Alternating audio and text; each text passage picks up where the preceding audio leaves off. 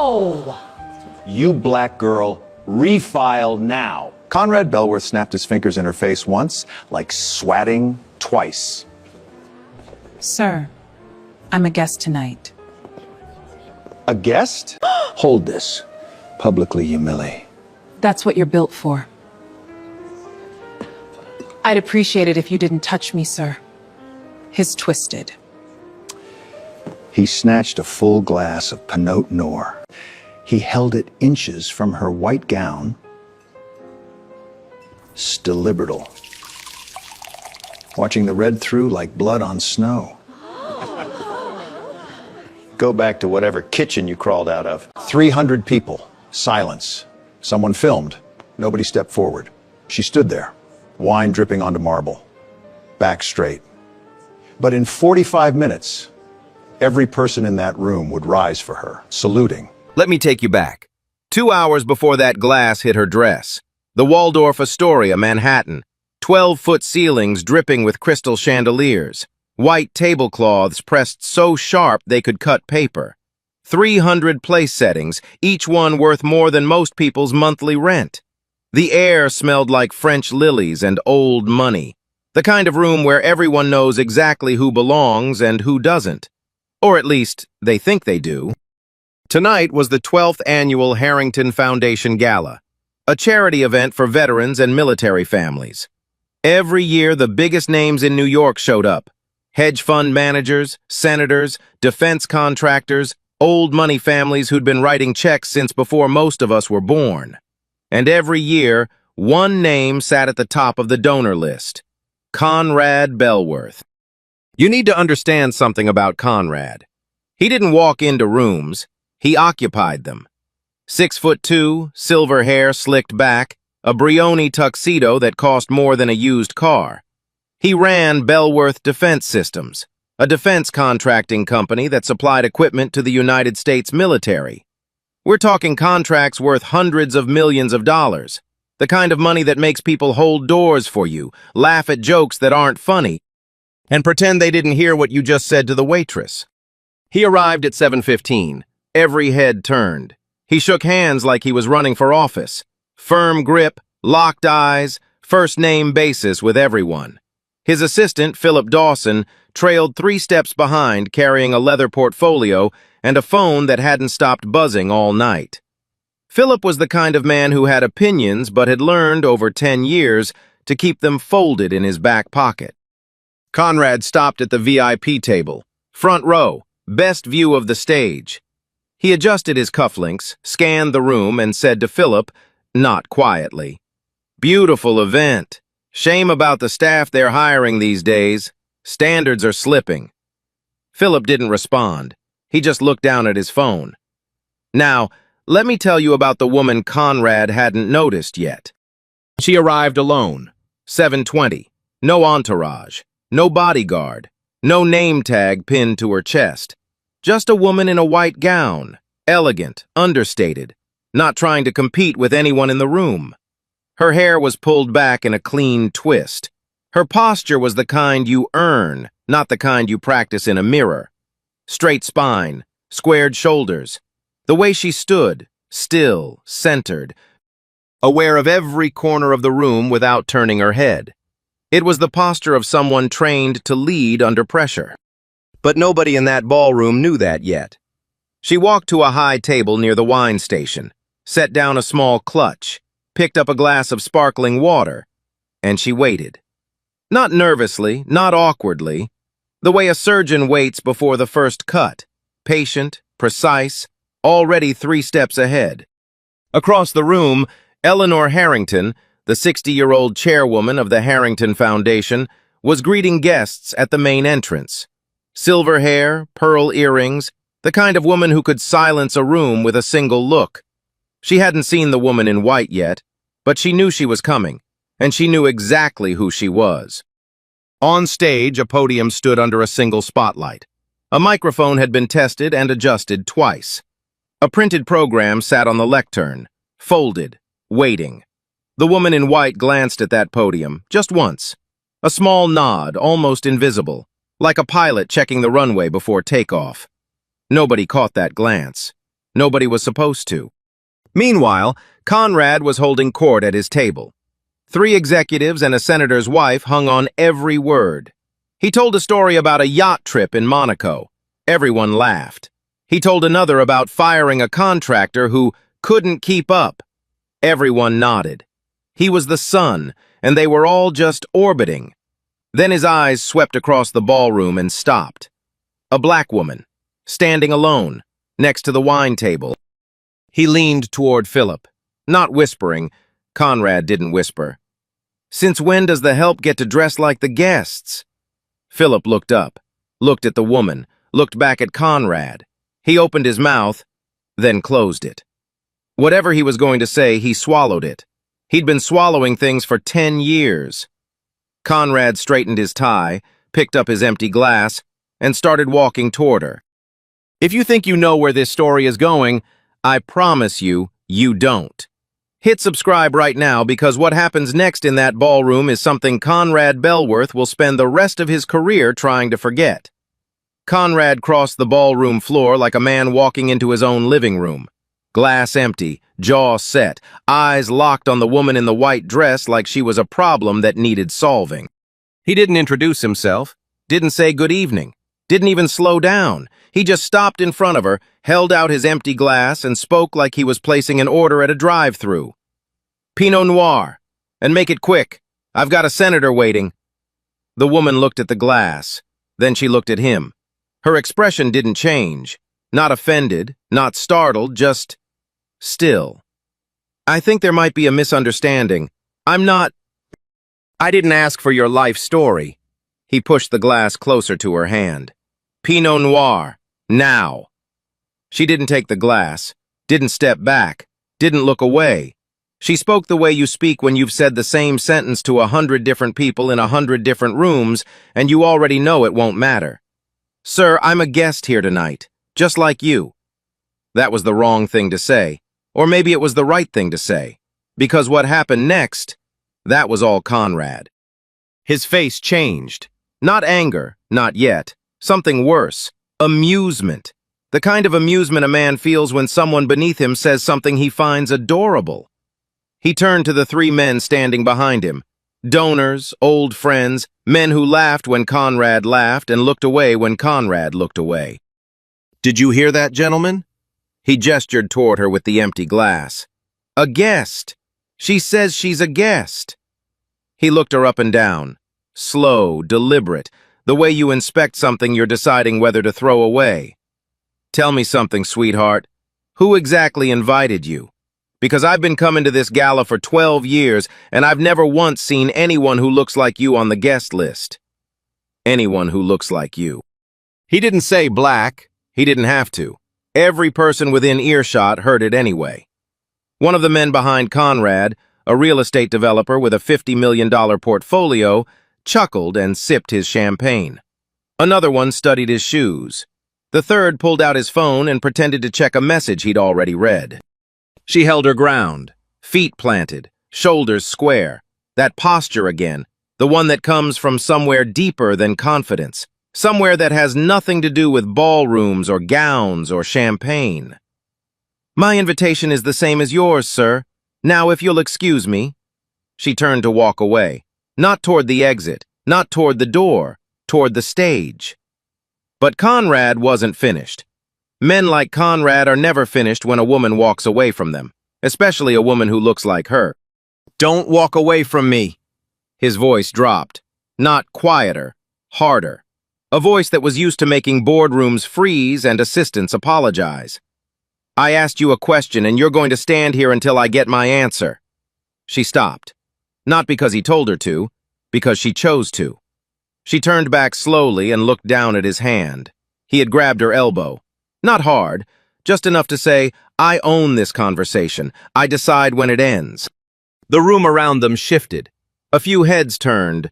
A couple near the ice sculpture stopped talking mid-sentence. A waiter carrying a tray of champagne flutes slowed his steps, then kept walking. Nobody intervened. Nobody said, "Excuse me." Nobody said, "Hey, that's enough." The ballroom had 300 people in it, and every single one of them chose the same thing in that moment. Silence. She looked at his fingers on her arm. Then she looked at his face. 2 words. No anger, no trembling, no plea, just steel wrapped in silk. Remove your hand. For 1 second, one raw, honest second, something flickered across Conrad's face. Something ancient. The part of the brain that recognizes authority before the ego has time to argue. His grip loosened, his jaw tightened, his body understood what his mind refused to accept. But the ego won. It always wins with men like Conrad. He released her elbow, stepped back half a pace, and smiled. Not a warm smile, the kind of smile a man wears when he's about to do something cruel and wants everyone watching to know he's enjoying it. He turned to Philip Dawson, who was standing 3 feet behind him like a shadow that wished it could disappear. Philip was holding a full glass of Pinot Noir. Conrad took it from his hand. Slowly. Deliberately. The way you pick up a weapon. He held the glass up to the light, examined the deep red color against the crystal chandelier, swirled it once, an ugly parody of sophistication. Then he looked at her white dress, and the room held its breath. He poured. Not a splash. Not an accident you could explain away at brunch tomorrow. A slow, controlled, conscious pour, starting at her left shoulder, tilting the glass so the wine crawled down the fabric in a thick, dark river. Over her collarbone, across her chest, down past her waist. The red soaking into white like blood spreading through fresh snow. He emptied every last drop. Then he shook the glass, twice, to make sure nothing was left. The sound was the worst part. Not the wine hitting fabric, that was almost silent. The worst sound was what came after. The dripping. Wine falling from the hem of her gown onto the marble floor. Drip, drip, drip. Steady as a clock counting down to something nobody in that room was ready for. The jazz quartet in the corner kept playing. That's the detail that will haunt you. The music never stopped. Somewhere in that ballroom, a saxophone was breathing something soft and beautiful, while a man destroyed a woman's dignity, and 300 people watched it happen like it was part of the evening's entertainment. Conrad leaned in, close enough that his lips nearly brushed her ear, close enough that only she could hear him. But stories like this don't stay quiet. Everyone will know. You don't belong here, you never did. Go back to whatever hole you crawled out of and be grateful I didn't have security drag you out by your ankles. Then he straightened up, buttoned his jacket, adjusted his cufflinks, and turned to the room with the confidence of a man who had never once in his life faced a consequence. Maybe next time, he said, loud enough for 40 people to hear. They'll do background checks before letting just anyone through the door. Laughter. Not from everyone, but from enough. Enough to fill the silence. Enough to let Conrad know the room was his. Enough to make it clear, in that moment, in that space, whose side the world was on. A woman in red sequins covered her mouth. 2 actual waiters, the real staff, exchanged a helpless glance across the room. They wanted to step in. They couldn't afford to lose their jobs. A man near the bar held up his phone. The red recording light pulsed steady. Evidence was being born, and nobody in that room understood yet what it would become. And the woman in the white dress, the woman now standing in a $200 gown stained with $1,200 wine, did not move. She didn't cry, didn't scream, didn't lunge forward, didn't beg anyone for help. She looked down at the crimson river running across her chest, watched it settle into the fabric. Then she lifted her eyes, not at Conrad, past him. At the 300 faces staring back at her.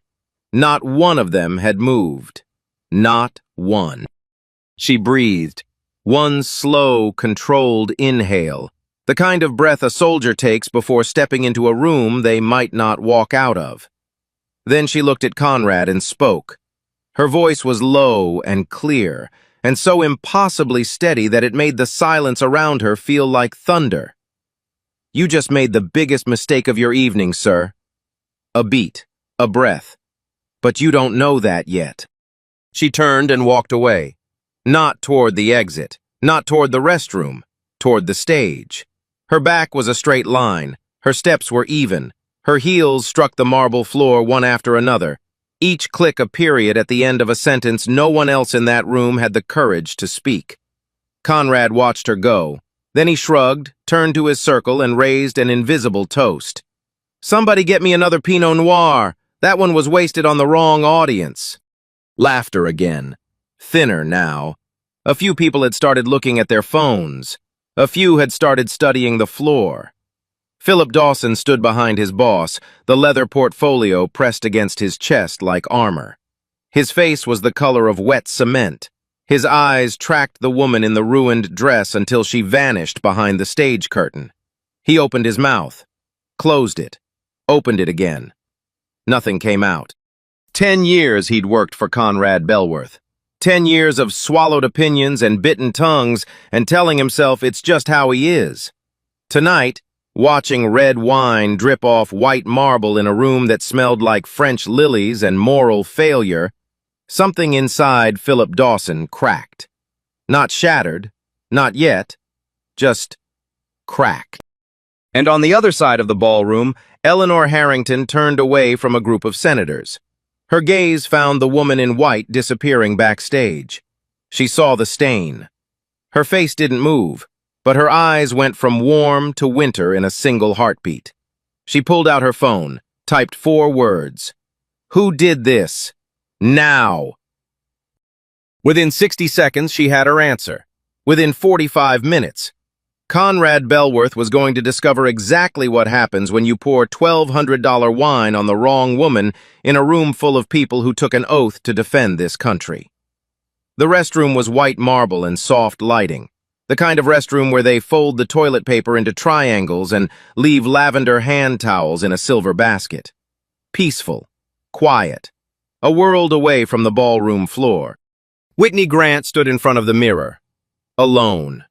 The wine had settled into the fabric now, no longer dripping, just there. A dark red map across white silk. She reached for a paper towel, dampened it under warm water, and pressed it against her shoulder. The stain didn't move. She wasn't surprised. Some stains aren't meant to come out. She stopped trying. For a moment, just a moment, the mask slipped. Her eyes reddened, not tears. She wouldn't give this night that. Just the burn behind the lids that comes from holding everything in for too long. The exhaustion of a woman who had carried this weight her entire life. Not the wine, not the dress. The weight of walking into rooms where people decided what she was before she ever opened her mouth. She set the towel down, placed both hands on the counter, looked at herself in the mirror, stained dress, straight back, steady eyes, and spoke. Quiet. Just for herself. "Not tonight. Tonight, you stand." The restroom door opened. Eleanor Harrington walked in. She took one look at Whitney, the dress, the stain, the set jaw, and stopped.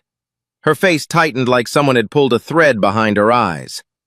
"Whitney," her voice was barely above a whisper. "Oh my God, who did this?" Whitney shook her head, slight, controlled. "It doesn't matter, Eleanor. Is the program on schedule?" "Forget the program." Eleanor stepped closer. Her hands were trembling, not from fear, from fury.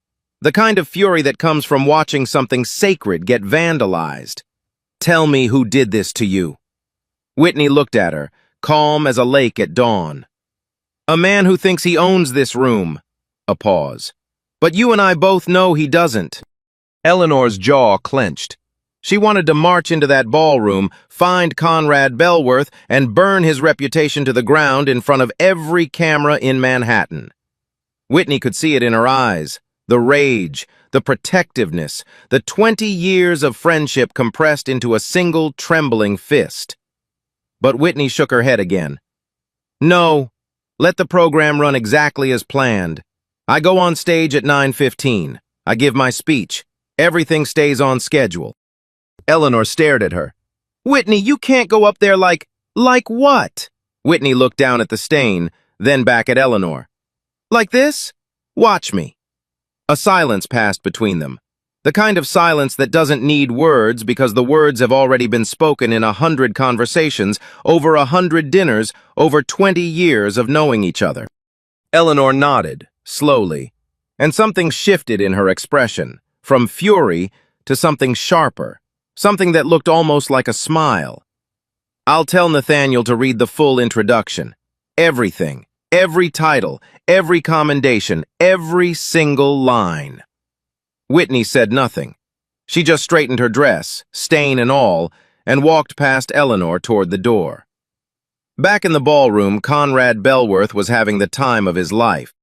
He had told the story 3 times already, each version louder than the last, each version funnier, at least to him. "You should have seen her face," he said to a new group, swirling a fresh glass of wine. "Standing there like she owned the place. Some people just don't read the room." Everyone laughed. Everyone except one man. Colonel James Whitfield stood 6 feet away. 71 years old. Silver hair cropped military short. 3 rows of service ribbons pinned above his left breast pocket. He'd served 32 years in the United States Army. He'd seen combat in 2 wars. He'd buried soldiers younger than Conrad's children. And right now, he was watching Conrad Bellworth perform his little comedy routine with an expression that could freeze lava. He didn't say a word, didn't need to. He just watched and waited. Behind the stage curtain, Nathaniel Brooks, the evening's host, was reviewing his notes. His phone buzzed. A message from Eleanor. He read it twice.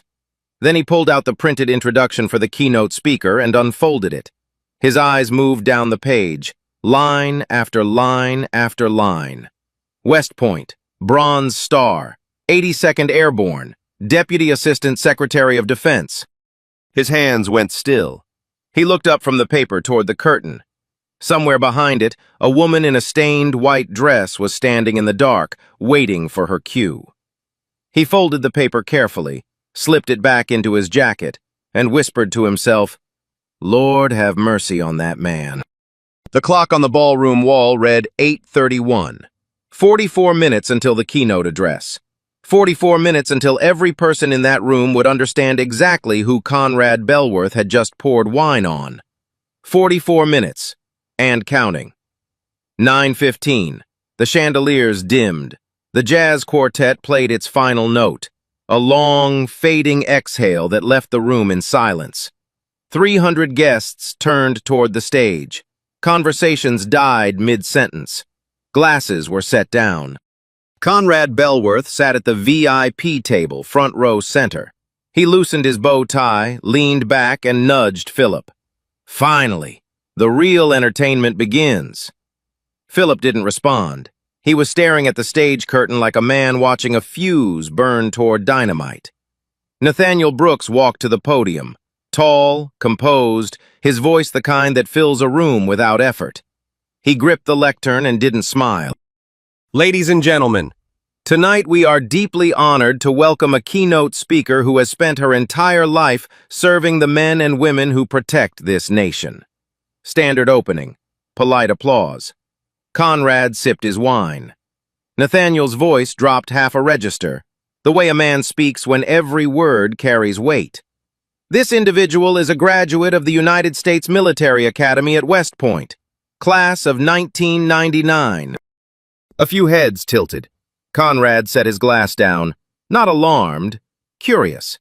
She was deployed to Afghanistan in 2003 as a combat medical officer in Kandahar province.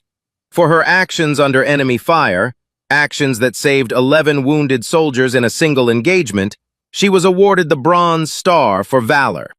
The room shifted. A change in pressure, like the air before a thunderstorm. People sat straighter. A man put his phone away. Conrad's fingers tightened around his glass. His smile was fading, not replaced by anything yet, just disappearing. She commanded the Medical Operations Division of the 82nd Airborne. Under her leadership, battlefield casualty survival rates increased by 31%. Whispers, scattered, electric. 300 people doing the same math. Who is this? She currently holds the rank of Brigadier General in the United States Army. The whispers stopped. Dead silence. And she serves as Deputy Assistant Secretary of Defense for Health Affairs at the Pentagon, overseeing medical readiness for every branch of the armed forces. Conrad's face went white, not pale, drained. His mouth fell open. Philip sat frozen beside him, not breathing. Nathaniel looked directly into the audience, and when he spoke the next words, he didn't announce them. He delivered them, like a verdict. Ladies and gentlemen, Brigadier General Whitney Grant, United States Army. One heartbeat of absolute silence. Not empty silence, full. Full of 300 people understanding the same truth at the same time. The curtain moved. Whitney Grant stepped into the spotlight.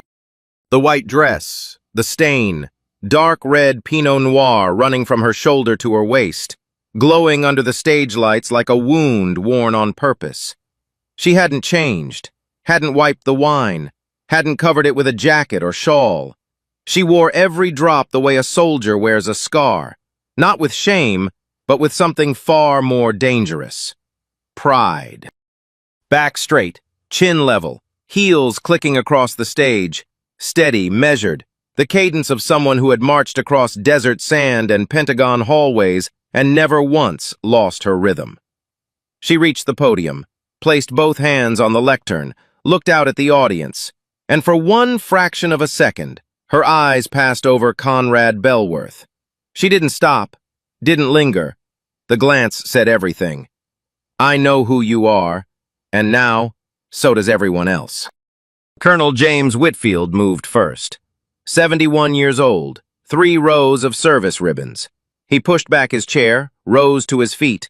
Slow, deliberate, every joint protesting but every muscle obeying, and snapped his right hand to his forehead. A salute so sharp it could cut glass.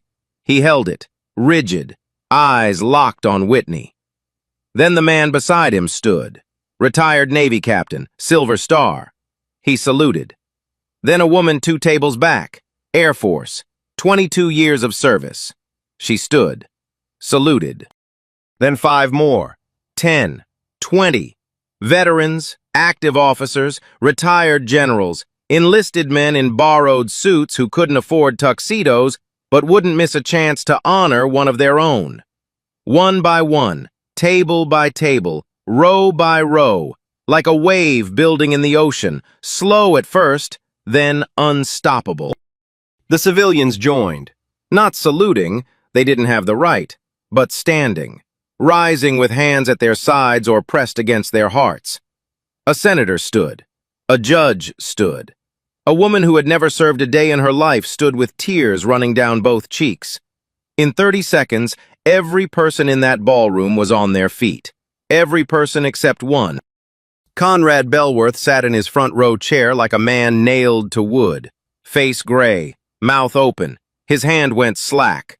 The wine glass tipped, Pinot Noir spilling across the white tablecloth in a dark, spreading stain. He didn't notice. He was staring at the stage, at the woman, at the dress, at the mark he had put there. Philip Dawson stood up beside him, took one step to the left, away from Conrad, placed his hand over his heart. Victoria Bellworth stared at her husband from across the table. The look on her face wasn't anger. It was disappointment, the kind that settles into a marriage like cement and never comes out. The applause started from the back of the room. Not polite applause, the kind that shakes chandeliers and makes your ribs vibrate. A rolling thunder that swept forward and swallowed everything in its path. Whitney stood at the podium. She let it come, let it wash over her. Let 300 people stand in a room where 45 minutes ago, not one of them had moved. Then she raised one hand, just slightly, and the room fell silent. She looked down at her dress, at the stain. Then she looked up. Before I begin, I want to say one thing about this dress. 300 people held their breath. I was told once that a stain is only a stain if you try to hide it. Tonight, I'm not hiding anything. She didn't say his name, didn't point, didn't explain. The stain told the whole story, and every person in that room already knew the ending. Whitney spoke for 22 minutes. She didn't mention Conrad, didn't reference the wine, didn't acknowledge the stain beyond that single opening line. She talked about service, about sacrifice, about the soldiers she had treated in field hospitals where the floor was dirt and the lights ran on generators, and the only thing between a wounded 19-year-old and death was a surgeon's hands and a prayer that the supplies would last until morning. She talked about a corporal named Danny, who lost both legs to an IED outside Kandahar, and asked her, while she was tying the tourniquet, while mortar rounds were still falling, "Ma'am, will I be able to coach my son's Little League team?" She told him yes. She didn't know if it was true, but she said yes because that's what you do when someone is bleeding out in the sand and the only thing keeping them alive is the belief that there's something worth surviving for. When she finished, the room didn't just applaud, it broke open. 300 people on their feet for the second time in 22 minutes. Some were crying, some were saluting again. A retired colonel in the third row had his eyes closed, chin trembling, hand pressed so hard against his chest you could see the veins in his wrist. Whitney stepped away from the podium, nodded once to the audience, and walked off stage with the same steady rhythm she had walked on, heels clicking, back straight, stained dress glowing under the lights like a flag that refused to come down. The moment she disappeared behind the curtain, the ballroom split in two. On one side, a line formed. 30, 40, 50 people are waiting to speak with Whitney. Veterans who wanted to shake her hand. Wives of soldiers who wanted to say thank you. A senator who wanted a photograph. A retired 4-star general who simply stood at attention when she appeared and said, "Honor to meet you, General." On the other side, nothing. A vacuum. A black hole shaped like a VIP table where Conrad Bellworth sat alone with an empty wine glass and a stain on the tablecloth that matched the one on Whitney's dress. The people who had laughed with him an hour ago were gone. The real estate developer had moved to the bar, opposite the end of the room. The senator's wife had excused herself to the restroom and never come back. The men who had clinked glasses with Conrad and called him a legend were now standing in line to meet the woman he had poured wine on. Conrad sat there, watching. His jaw was working, chewing on nothing, grinding his teeth the way a man does when he's trying to swallow something that won't go down. He pulled out his phone. No messages. He put it back, pulled it out again, checked the screen. Nothing. The phone that had buzzed every 3 minutes for the past 10 years was suddenly, completely silent. He stood up, straightened his jacket, decided to fix this the way he fixed everything, with a handshake and a smile and the assumption that money makes everything disappear. He walked toward Whitney, got within 15 feet of her before a man in a dark suit stepped into his path. Not aggressive, not threatening, just there. A wall in human form. Captain Derek Owens, Whitney's aide-de-camp. He'd been in the ballroom all night, standing near the far wall watching everything, saying nothing. He'd watched Conrad snap his fingers, watched him grab Whitney's arm, watched the wine pour down her dress. He'd documented every second in a small black notebook that was now tucked inside his jacket pocket. "The general is occupied, sir." His voice was polite. His eyes were not. "I'd suggest giving her space this evening." Conrad tried to step around him. "Listen, I just wanna—" "Sir." One word. The same weight Whitney had used. The same steel. "I'd suggest giving her space." Conrad stopped. For the first time all night, he encountered something his money couldn't walk through. He turned around and almost collided with Eleanor Harrington. Eleanor was standing behind him. She wasn't smiling. She wasn't frowning. Her face had the expression of a woman who had already made every decision she needed to make and was now simply delivering the news. "Conrad, walk with me." It wasn't a request. She led him to an alcove off the main ballroom, a small space with a window overlooking Park Avenue, private enough for a conversation that didn't need witnesses. She didn't sit down, she stood, arms crossed, pearl earrings catching the light, and looked at him the way a judge looks at a defendant who has just entered a plea of not guilty to a crime captured on 4 cameras. "Do you have any idea what you've done tonight?" Conrad tried the smile, The big one. The one that had closed deals and charmed boards and made problems go away for 40 years. Eleanor, listen. It was a misunderstanding. I didn't know she was... You didn't know she was a general? Eleanor's voice didn't rise. It dropped, which was worse. No, Conrad, you didn't know she was someone important enough to matter to you. That's the problem. Let me ask you something. She unfolded her arms, took one step closer. If she were actually a waitress, if she really were just a woman hired to pour wine at this event, would that have made it acceptable? Would it have been fine to pour a drink on her then? Conrad opened his mouth. Nothing came out. That's what I thought. Eleanor nodded, slowly, like she was confirming something she'd suspected for 12 years. Your sponsorship with the Harrington Foundation is terminated, effective immediately. Your name will be removed from every program, every plaque, every brochure. And I will personally make sure that every charitable organization in this city knows exactly why. Conrad's smile finally died, all the way dead. Eleanor, I've donated over $2 million to this foundation. And she's given more. Eleanor held his gaze. Far more. For far longer. Without ever putting her name on a single wall. Goodbye, Conrad. She turned and walked away. Her heels echoed down the corridor like a gavel striking a bench. Once. Twice. 3 times. Done. Conrad stood in the alcove alone. Through the window, Park Avenue glittered. Yellow cabs, streetlights, a city that didn't know his name and wouldn't care if it did. He pressed his forehead against the glass. It was cold. Back in the ballroom, the dominoes were falling. Philip Dawson found Conrad 20 minutes later.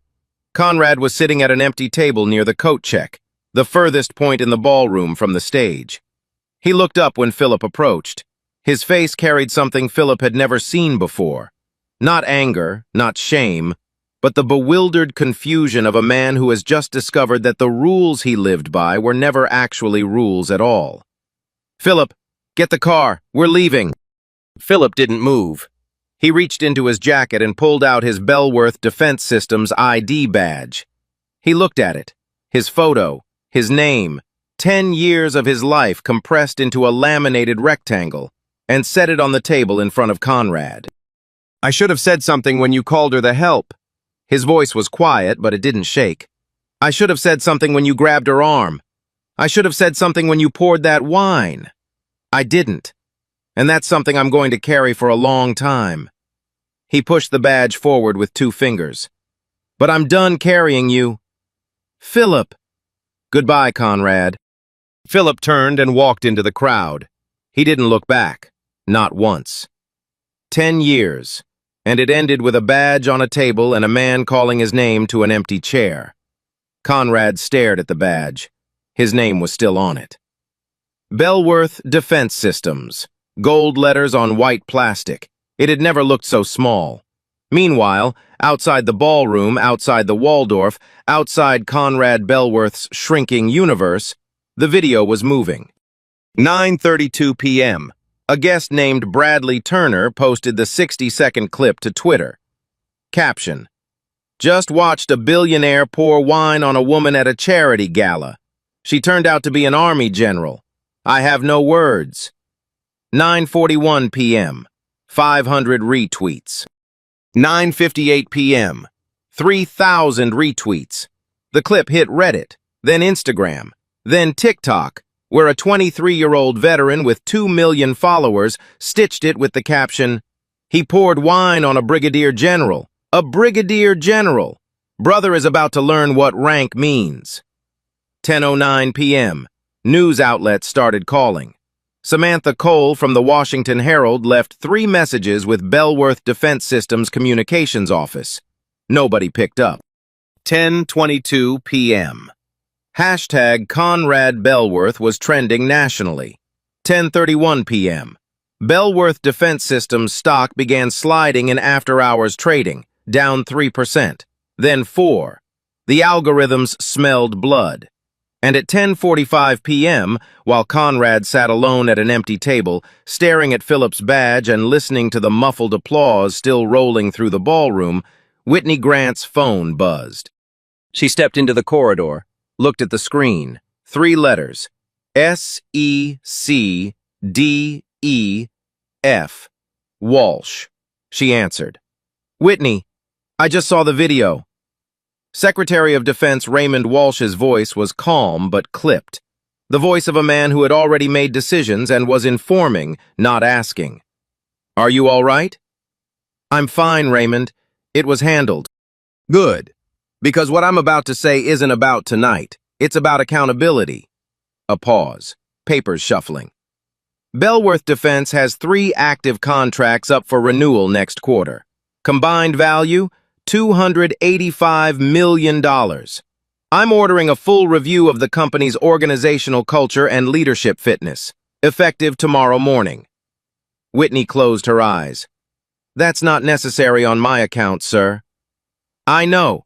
That's exactly why it is necessary. The line went quiet. Then Walsh added, softer, the voice not of a secretary but of a colleague. For what it's worth, Whitney, I watched the whole video. 25 years I've known you, and I've never been prouder to serve alongside you than I am right now. The call ended. Whitney stood in the corridor, phone in hand. Through the wall, she could hear the ballroom, music starting again, glasses clinking, 300 people returning to an evening that none of them would ever forget. She slipped the phone back into her clutch, straightened her dress, the stained one, the only one she'd wear tonight, and walked back in. She slipped the phone back into her clutch, straightened her dress, and walked back in. Colonel Whitfield was waiting near the door. No salute this time, just 2 soldiers in a quiet corridor. General, what you did tonight took more courage than most men I've ever commanded. Thank you, Colonel. That means more than you know. He nodded and walked back into the ballroom. Whitney stood alone for a moment. Through the wall, music, laughter, and somewhere on the other side, Conrad Bellworth sat at an empty table, beginning to understand that there are things money cannot undo. But the night wasn't over. What happened in the days that followed, that's when Conrad truly learned the price of a single glass of Pinot Noir. By morning, Conrad Bellworth's name was no longer associated with power. It was associated with a 60-second video clip that had been watched 4.6 million times before breakfast. The clip was everywhere. Twitter, Instagram, TikTok, Facebook, Reddit, every major news outlet ran it above the fold. The headline wrote itself. Billionaire pours wine on decorated army general at charity gala.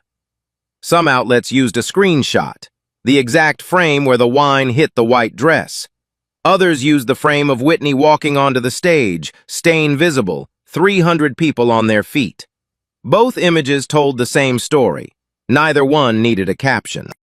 Conrad's team released a statement at 8 a.m. 4 sentences, carefully worded, legally reviewed. Mr. Bellworth deeply regrets the misunderstanding that occurred at last evening's event. He has the utmost respect for our military and those who serve. He is reaching out privately to offer his sincere apologies. He asks for privacy during this time. The internet did not grant him privacy. The word misunderstanding became a meme within the hour. A comedian with 9 million followers posted, "Misunderstanding? The man looked at a black woman, decided she was the help, and poured wine on her. The only thing he misunderstood was the century he's living in." 40,000 retweets by lunch. But the real damage wasn't happening on social media. It was happening in boardrooms and conference calls and offices where men in suits made decisions that didn't trend but mattered far more than any hashtag. At 9 a.m., the Pentagon confirmed that a full organizational review of Bellworth Defense Systems had been initiated. 3 active contracts worth a combined $285 million were frozen pending evaluation.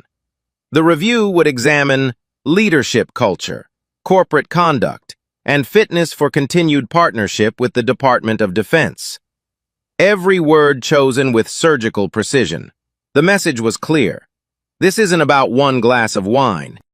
This is about whether we trust you to represent the values of the people who defend this country.